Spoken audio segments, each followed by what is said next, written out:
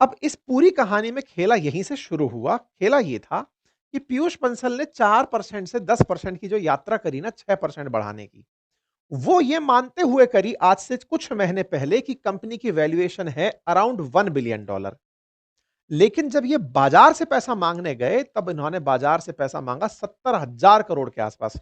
शुरुआत में खुद को रखा 8800 करोड़ रुपए के आसपास की वैल्यू मानते हुए, खुद ने तो अतिरिक्त 4% शेयर खरीदे या फिर 6% शेयर खरीदे। लेकिन जब दुनिया के सामने निकल करके गए, तो उस 8800 करोड़ को 70,000 करोड़ में कन्वर्ट कर दिया कि भाई मुझे तो इतना पैसा चाहिए। $9 बिलियन के आसपास की कंपनी की इन्होंने वैल्यूएशन अपने आप से समझ ली कि भाई मुझे इतना पैसा चाहिए, मतलब $8 बिलियन के आसपास वैल्यूएशन पकड़ ली। 1 बिलियन से $8 बिलियन की वैल्यूएशन 4 महीने में जैसे ही इन्होंने खुद से खुद की कंपनी की बढ़ाई। अब आप पूछेंगे खुद से खुद की कैसे बढ़ा सकता है कोई व्यक्ति? जनता भी बस यही सवाल पूछ रही है सोशल मीडिया पर कि भाई साहब आपने अपनी कंपनी की वैल्यू में 8% इजाफा कैसे कर लिया?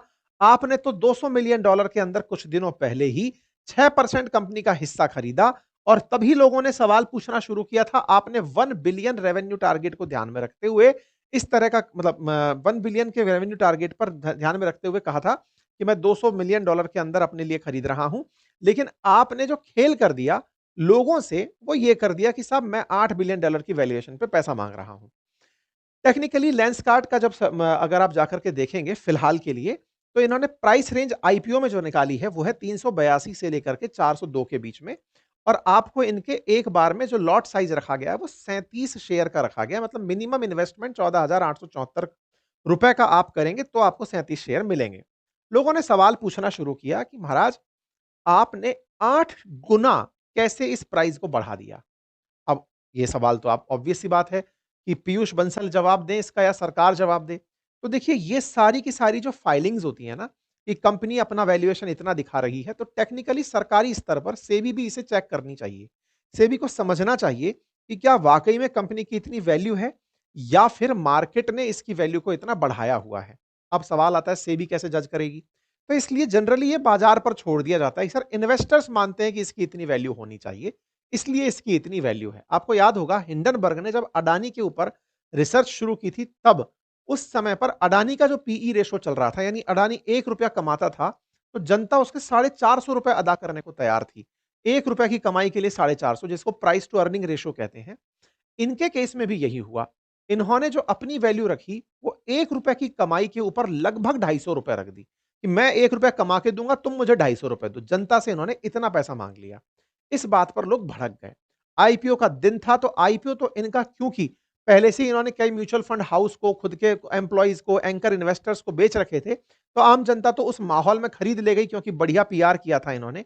लेकिन ये जो रेट थी ना, ये बाजार में जब निकल कर के आई और सवाल बन कर के तैरने लगी कि भाई साहब आपने अपना पीई रेशो इतना कैसे बढ़ा दिया महाराज?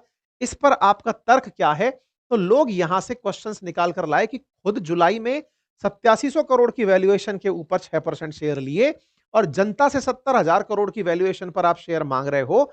ये तो सेबी को जांचना चाहिए कि अल्टीमेटली कौन आदमी ऐसा इन्वॉल्व है जो इतना बड़ा प्रॉफिट पीयूष बंसल का करवाना चाहता है। ऐसा क्यों? क्योंकि जो इनका शेयर हिस्सा है वो 3 महीने के अंदर 1600 करोड़ रुपए इनको कमा के दे जाएगा, अगर कंपनी इतना ज्यादा मतलब वैल्यू अपनी निकाल करके ले गई। लोग अपने अपने तरीके से जानकारी लिखना शुरू किए।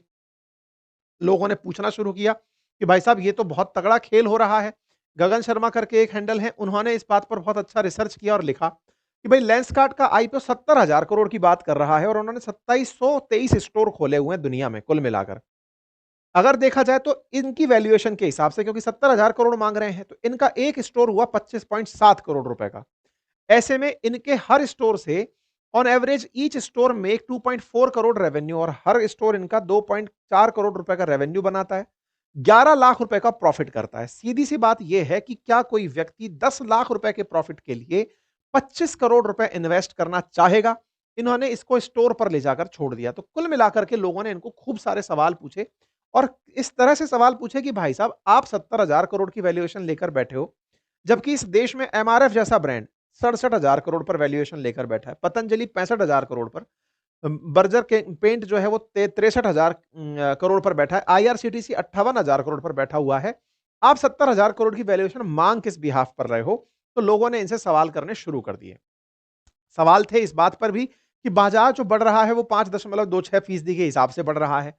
मार्केट कैप $6.24 बिलियन का है। आप $8 बिलियन का तो खुद ही अपना वैल्यूएशन मांग रहे हो। जबकि बाजार में 90% बाजार अनऑर्गेनाइज्ड है।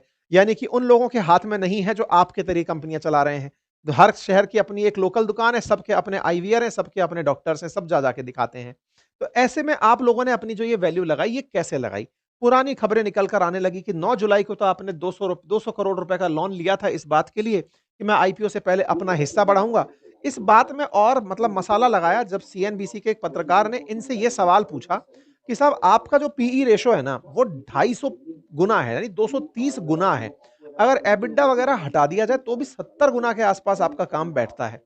तो कैसे आप इस बात को समझ पा रहे हैं? लोग कैसे समझे? तो यहां पर पीयूष बंसल एक रिप्लाई देते हैं और वो कहते हैं कि मेरे हाथ में नहीं है, इन्वेस्टर्स डिसाइड करते हैं। इनका ये जो इमैच्योर जवाब था ना, जैसे ये खुद शार्क टैंक में होते और इनसे कोई इस तरह इनके सामने कोई जवाब देता तो ये निश्चित उस पर टिप्पणी करते। इस तरह का जब इनका जवाब था ना, उस पर लोगों ने इनको ट्रोल कर दिया। इनसे पूछा कि आप ये जवाब कैसे दे सकते हो कि इन्वेस्टर्स डिसाइड करते हैं? क्या आप खुद 10% के मालिक बनकर नहीं बैठे हो? आपको अपनी कंपनी के बारे में ये भी नहीं पता है कि मेरी कंपनी का भाव क्या है?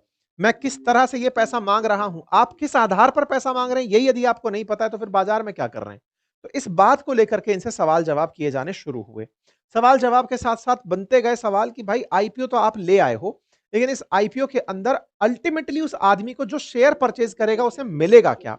लोग इसके ऊपर रिसर्च करना शुरू किए कि साहब अगर ₹1 आप अगर कमाना चाहते हो तो ₹250 खर्च करो तब जाके ₹1 मिलेगा। ये है असल मायने में 230 मतलब असल में इनका जो अर्निंग पर शेयर है वो ₹1.17 के आसपास है और 230 गुना आसपास पीई रेशो इनका जा रहा है। तो बोले अल्टीमेटली फायदा कुछ नहीं हो रहा है। तो ऐसे में इनसे कई तरह के सवाल जब होने शुरू हुए तो लेंसकार्ट का आईपीओ सवालों के घेरे में आ गया। मतलब लोग अपनी तरफ से इस बात पर विचार करने लग गए कि क्या हमें यहाँ पर इन्वेस्ट करना चाहिए या नहीं करना चाहिए। बट खैर फिलहाल के लिए तो इनका फर्स्ट डे में फुल सब्सक्राइब है। रिटेल के अंदर 1.09 गुना हुआ है, एम्प्लॉइज ने 0.94, इस तरह से इनकी परसेंटेज निकल कर आई।